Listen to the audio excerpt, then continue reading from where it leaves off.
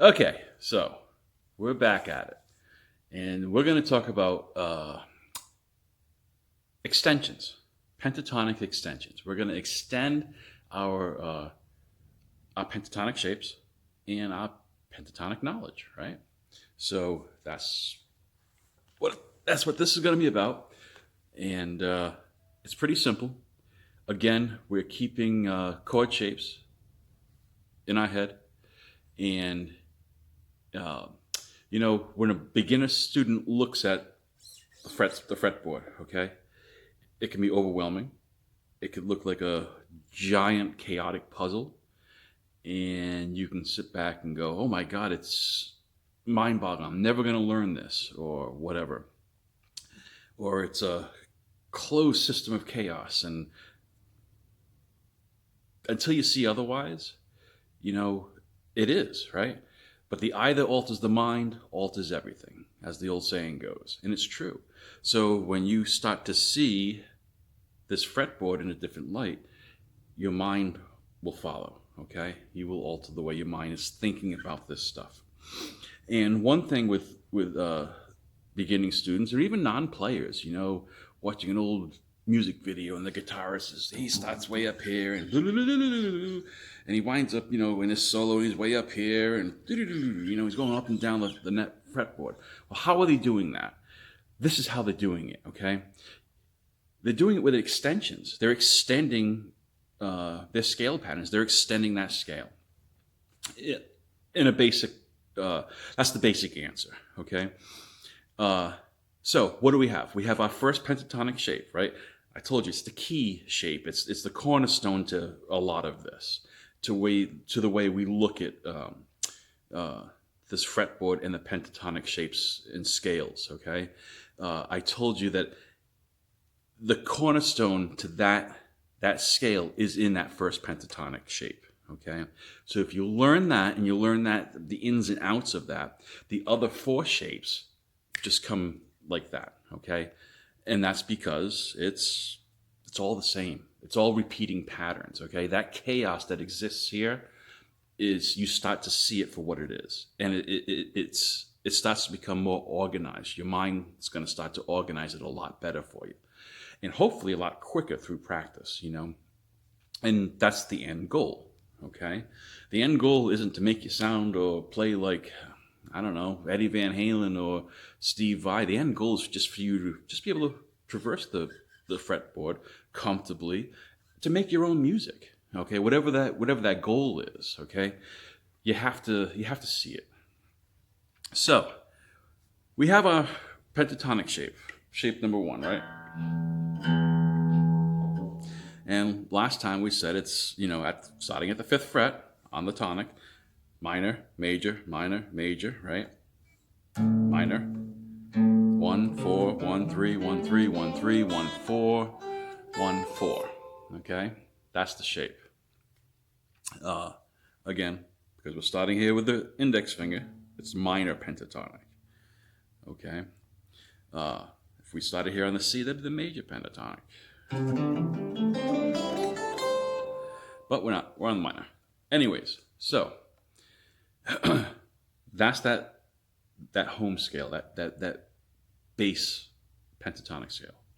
Well, if we come down here to a portion of pentatonic shape 5, okay, and we take these four on the E and A strings, right? If we take the third fret of E and A and the fifth fret of E and A, we have this like little square or rectangle of notes: G, A, C, D, G, A, C, D, G, A, C, D. Well, G, A, C, D are 4 out of the 5 notes in the A minor pentatonic scale. So we can add them. We can stack this little rectangular shape on top of our already existing pentatonic 1. Okay? Because these scales fit on top of each other, or they connect to each other just like puzzle pieces, okay? They're part of each other. The shapes are part of each other. So these 4 frets is actually part of these, and we can use them as such. So when we're playing here, you know, we can add G, A, C, D.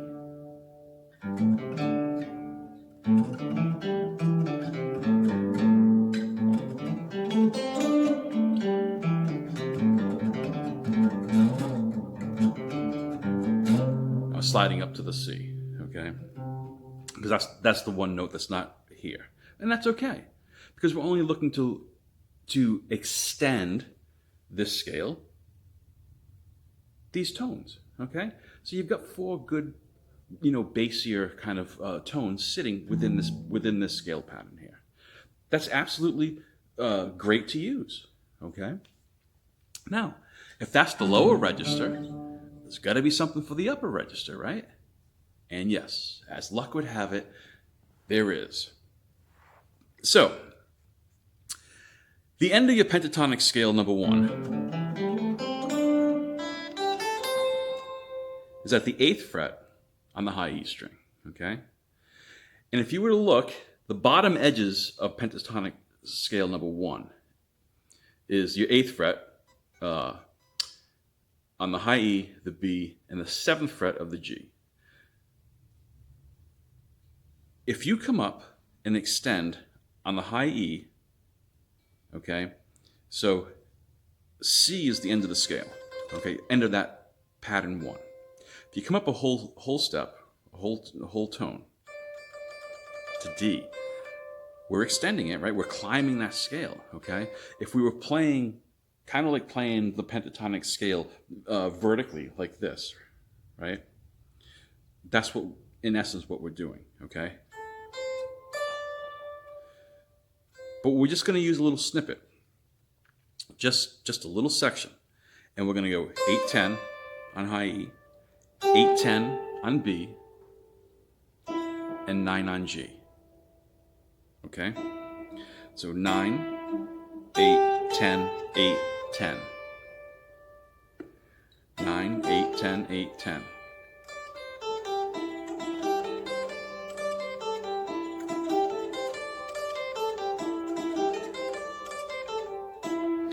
What are the notes?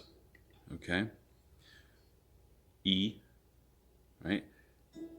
E, G, A, C, D. That's the whole pentatonic scale right there. 5 notes, right there. Different order, 5 notes.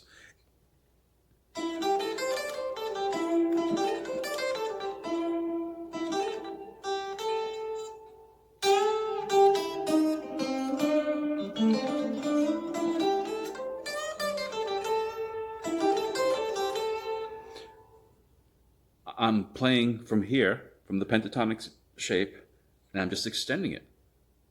Really, 2 frets. Okay? But in the 2 frets is the whole scale again.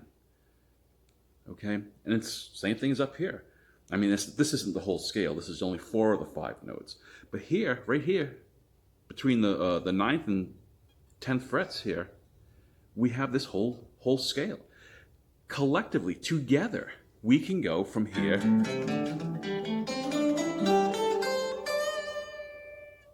and we've covered the whole minor, A minor pentatonic scale. And we've gone from the 3rd fret up here to the 10th fret. And that's a lot of real estate, right? And whatever you're doing in between, whatever rhythm pattern you're doing, or, slides and hammer-ons and whatever else you got going on, you're covering all that real estate. And it is continuously repeating, okay? Because the patterns on the fretboard and with the guitar repeat. What's the number 1 rule, right? B string shifts up half a fret. Always shifts up half a fret.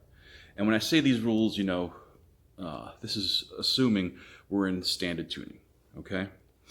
So that's the extensions. We're extending part of scale form 5, and we're extending part of scale form 2. If you don't like to think of it as an extension, think of it as borrowing. Okay, we're borrowing a section of these adjacent patterns to make a giant pattern, and the whole giant pattern is movable. So if you want to go from F minor, G minor pentatonic, I'm sorry.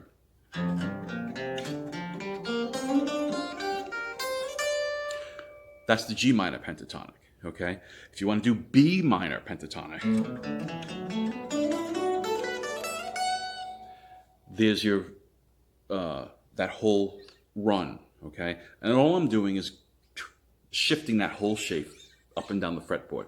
That's why if you don't learn any other notes on the guitar fretboard, you need to know the notes on the 6th string and the 5th string, string E and A, okay? Very, very important. And actually going forward with this, you know what I'm gonna show you, you have to know this, okay? You absolutely have to know this. And then you're gonna see how everything interlocks. And once you have that light bulb moment, it's gonna be like, wow, why didn't I start doing this like a long time ago, okay?